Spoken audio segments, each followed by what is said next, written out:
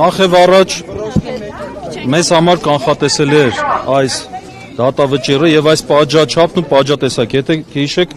նախորդ մեր հանդիպման ժամանակ մոտավոր նույն բանը ասվեց, որ 2 տարի 6 ամիս է առաջարկել մեղադրողը, դատավորն էլ մի 2 տարի ազդազրկում կկարդա իբրև հումանիստական իր դրսևորում։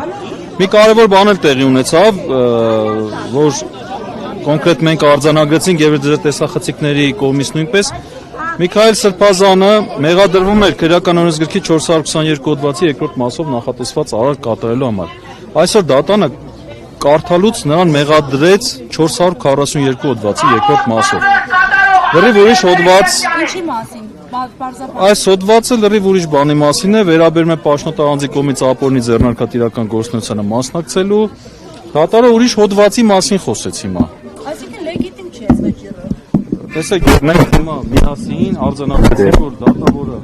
վերդիկտով մեղավոր էր ճանաչել 422 հոդվածի համար, հիմա դատավճիռ կարդաց 442 հոդված կարդաց։ Ձեր տեսաձայնագրությունները որ դիտեք, կտեսնեք։ Ուրիշ հոդվածի մասին խոսեց։ Սա հիմա գիտեք ինչ է հուզմունքը մարդու ճակատագրերի վրա է ազդում։ Ակնհայտ է, որ սա պատվիրված ակտ էր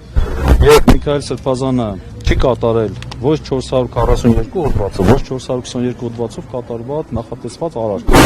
Միքայել Սրբազանը իշխանություն զավթելու կոչ չի կատարել։ Միքայել Սրբազանը սահմանադրական կարգը տապալելու կոչ չի կատարել։ Այնինչ վերագրում են Միքայել Սրբազանին, դա իր կարծիքն է եղել նախկին իրադարձության վերաբերյալ, որը պատմել է։ Դա չի կարող կոչ համարվել։ Դա ներկա կամ ապագա ձևով չի կատարվել։ Ինչպես բացատրենք, որ չկա այստեղ իրավախախտում։ Վերակնիչել դիմելու հոդվածը ձեր ասելով կարգապետը, իրավական ուժ ունենալ է նման դատավճիռ։ Տեսեք, հիմա չեմ ուզում առաջընկնել